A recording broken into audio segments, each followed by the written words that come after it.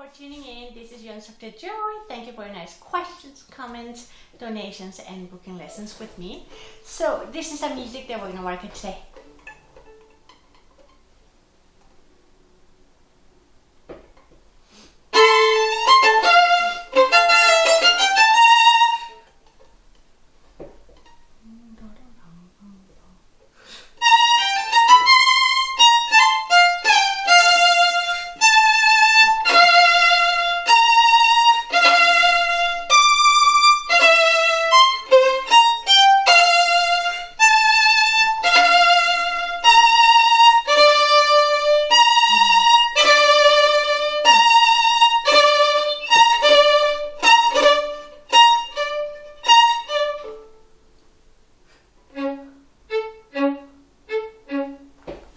So this was Beethoven Symphony number 8, very beginning, Allegro vivace con brio, which means rather faster tempo, and con brio means with a little liveliness, a little with spirit, a little more upbeat like that. As subscribers are working on this one and wondering about bow wings and what positions and so on. When it comes to symphony music, any orchestral music that you have to work in an ensemble with a conductor, what kind of bowing or what kind of fingerings and what positions we are supposed to use is not only up to us. It has to go with musical suggestions with a conductor and with the principal players, of course, that's the head of each group.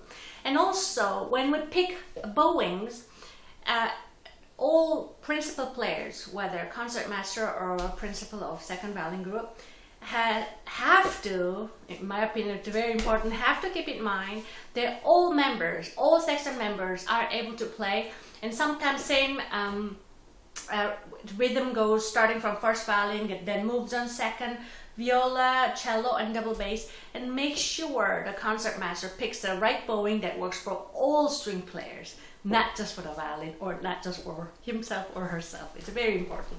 Okay, so now when it comes to tempo, often conductors give an idea how fast, how slow it is. However, when it comes to Beethoven metronome number, it is often practiced that we do not follow what it's printed. There's a lot of study about that. Some people say it's not for Beethoven, or some people came up with a different thesis and analysis saying there was different metronome back then and when Beethoven wrote this number. Whatever it is, most people play much slower tempo than what is printed, so to say, by Beethoven.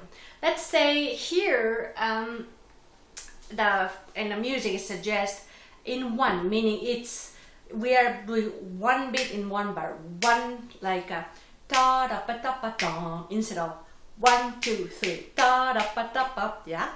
So it's again up to the conductor, and also if you're a principal player or concertmaster, you have to keep that in mind. Now, I picked the tempo that's commonly done, which is metronome number 54. Yeah. So when you're practicing orchestral parts, it's crucially important to practice with metronome, because you're not alone. You must be with a group.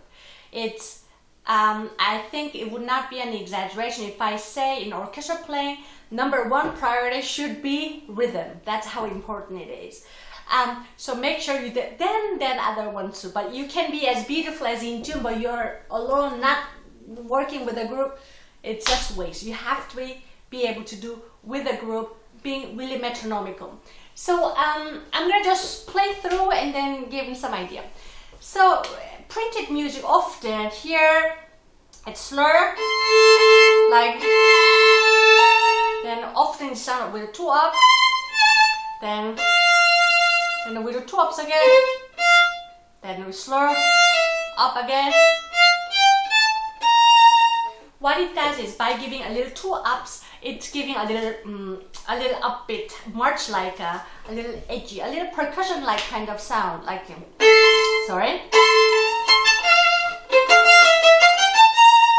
Of course, there are other versions. Some people do break the bow like this.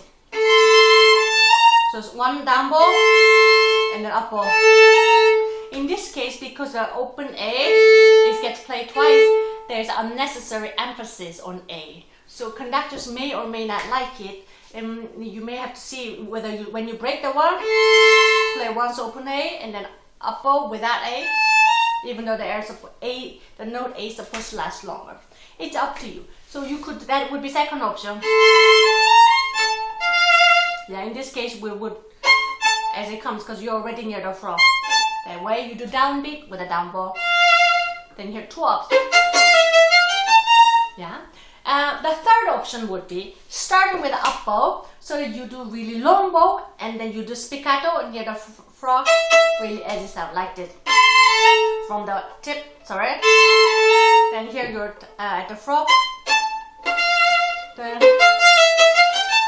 So that's another one.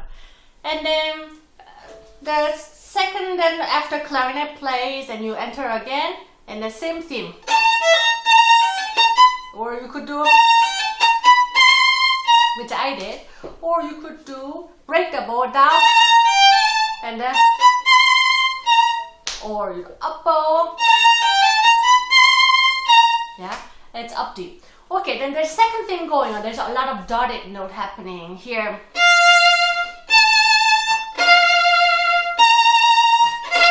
Here, it's crucially important for the first violinist not to run and count like a little machine. You know why? Because there's a second violin and viola playing like a little it sounds like the second violin sounds like. You see, they're measuring every single they're playing with the 16th, counting every quarter beat of it. So make sure you fit in. So a common mistake would be the first violin kind of plays long notes too long, then this short note too long too. Yeah, you cannot afford that one. Here you have to make sure you practice with a metronome. Let's say 54, like and when I practice such part, I sing the 16th part, which is the second violin and viola parts, out loud. While I do that, I do like this.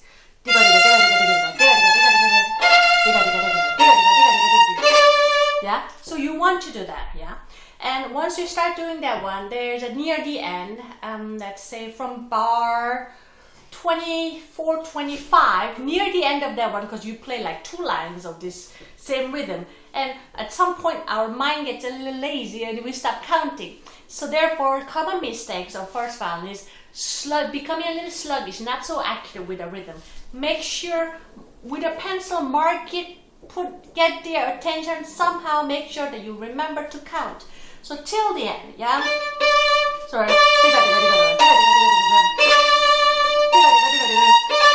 Here, we come with a down bow, and then there's a fourth sound. The fourth sound is sudden accent and disappearing. I decide to do two down, then down again, but I don't go to the front because there isn't much time. Just a little. Then I can do, with the help of gravity, it's easier for me to get louder. Yeah? A little quicker. There's some players who just leave it as up bow, but rather just give a little emphasis like this. Sorry.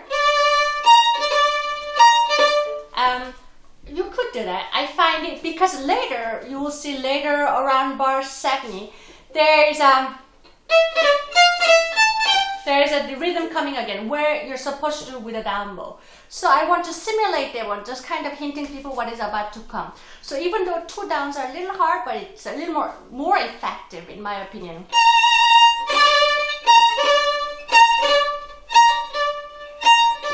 Make sure here the contrast from forte to piano has to be extreme. So very, very soft. So sir. Yeah, make sure you don't overly press it. So tilt the bow and the very line.